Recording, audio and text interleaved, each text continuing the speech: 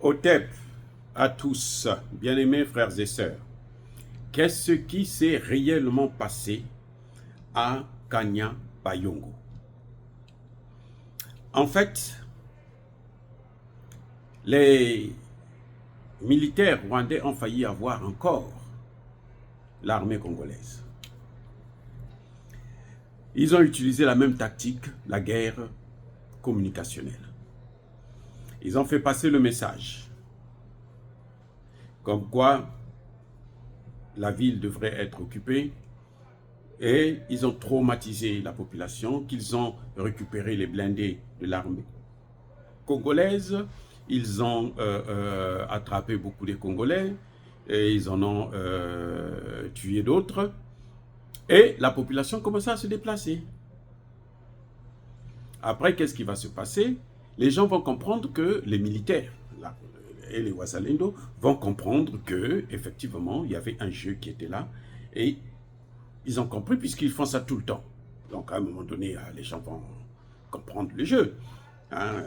Les Rwandais, en fait, les M23, ils ne sont pas aussi forts que ça. Ils ne sont pas aussi aguerris. Hein. Surtout que maintenant, c'est des enfants qui combattent, parfois des enfants même de 14-15 ans. Donc, eux, ils viennent, ils font croire que, bon, la ville sera occupée, ils ont déjà neutralisé l'armée, et puis, bon, on demande à la population de partir. Le message passe comme ça dans les réseaux sociaux, et puis c'est relayé partout. C'est pour ça que vous avez entendu d'ailleurs que Kanya-Bayongo a été déjà occupé, alors qu'elle n'a jamais été occupée.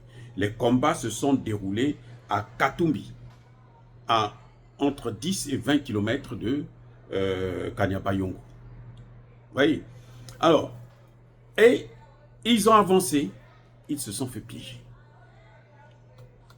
Près de 300 Rwandais ont été envoyés au repos éternel, sans compter ceux qui ont été arrêtés et blessés graves. Près de 300.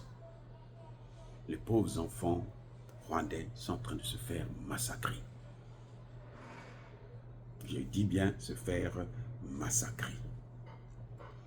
Et actuellement, les FARDC occupent maintenant même la zone de Butalongola, la cité de Butalongola. Donc toujours autour de Kanya-Bayongo. Mais vous savez, qu'est-ce qui s'est passé encore? Il y a un problème grave qu'il faut souligner. C'est que les militaires rwandais, cette fois-ci, ils sont rentrés, ils ont combattu avec l'uniforme de l'armée congolaise. Qu'est-ce que cela signifie? Ça veut dire que l'armée congolaise est toujours infiltrée.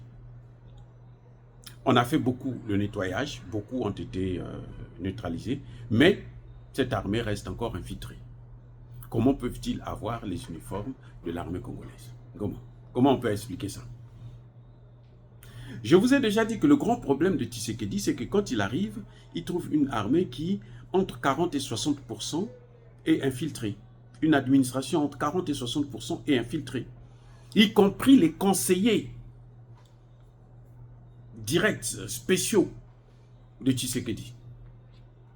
Ceux qui ont fait capoter l'achat d'armes du gouvernement, du ministre de la Défense, auprès de la Russie.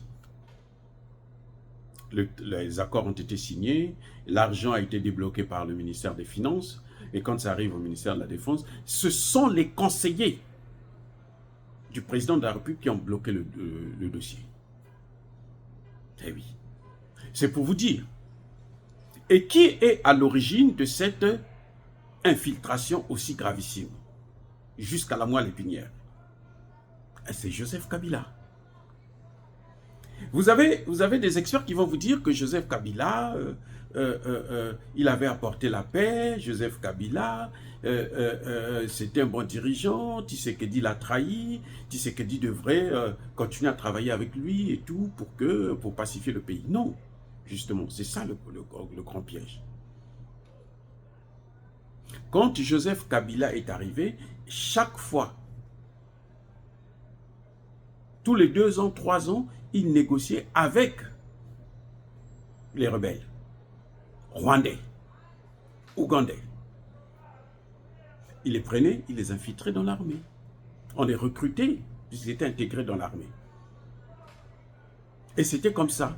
Donc, au fur et à mesure qu'il y avait des négociations, bon, l'armée congolaise était infiltrée. L'administration congolaise était infiltrée. Et il y avait aussi des Congolais, parmi eux, des Congolais qui travaillaient pour Kagame. C'est ce qui a fait que l'armée congolaise soit vraiment affaiblie, très affaiblie, quand Tshisekedi arrive au pouvoir. Quand on veut donner des ordres, on se rend compte qu'il y a quelque chose qui ne va pas. On ne pouvait pas muter. Quand il y a un colonel ou général qui fait bien le travail sur le terrain, on l'appelle à Kinshasa. Il quitte l'Est, on l'invite à Kinshasa, on le met dans un bureau. Et puis après lui, le carnage continue. Donc il a fallu que Tshisekedi puisse faire le nettoyage, mais ce n'est pas fini.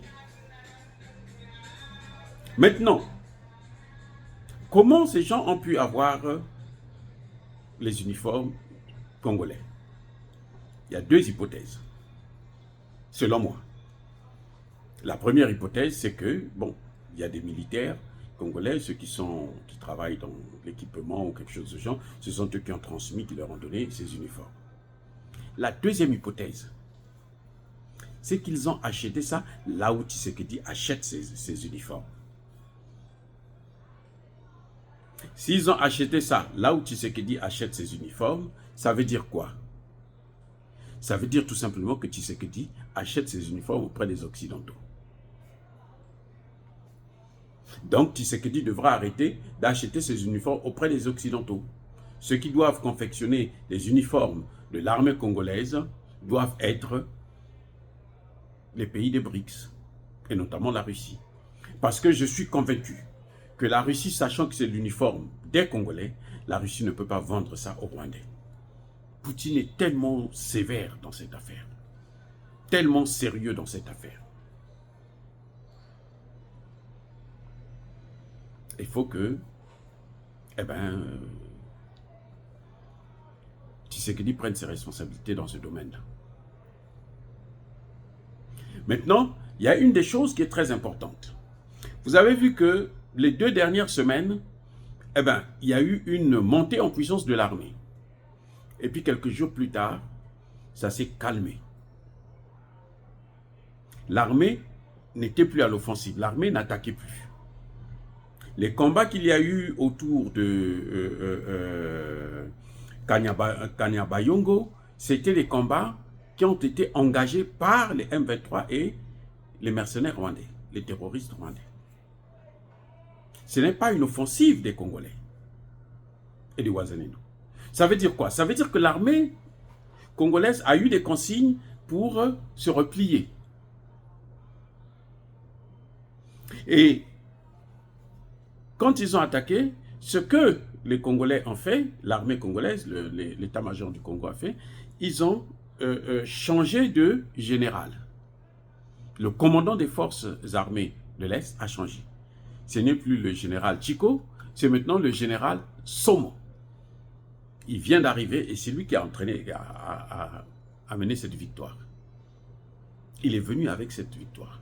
Donc il y a cette rotation aussi qui permet à ce qu'il y ait un renouveau. Et ça a complètement bouleversé l'armée, les terroristes rwandais et ceux du M23. C'est comme ça qu'ils ont repris la ville. Vous voyez, donc il y a vraiment un problème que le président Tshisekedi devrait commencer à regarder de près. Il faut continuer la mobilisation, il faut aussi former encore plus de Congolais équipés, et puis voilà, la victoire est très proche, très proche, si M. Tshisekedi finalise les accords avec la Russie, qui aujourd'hui est prête à déposer une résolution contre le Rwanda, pour que le Rwanda puisse être sanctionné. Dire cela, c'est inciter à la haine ou à la violence. Non. Yaba, colère, V, Yamalembe. Encore une fois de plus, bien-aimés frères et sœurs, je persiste et je signe. Soyez bénis. abondamment bénis par le Dieu des Kémites et par nos ancêtres angélisés. Mais que tous ceux qui persécutent le continent africain le pillent et le déstabilisent, qu'ils soient noirs, blancs, chinois, arabes, juifs, indiens ou qui qu'ils soient punis, maudits, foudroyés, neutralisés, écrasés, effacés par le Dieu des Kémites et par nos ancêtres angélisés. Vive l'Afrique éternelle, j'ai dit et j'assume.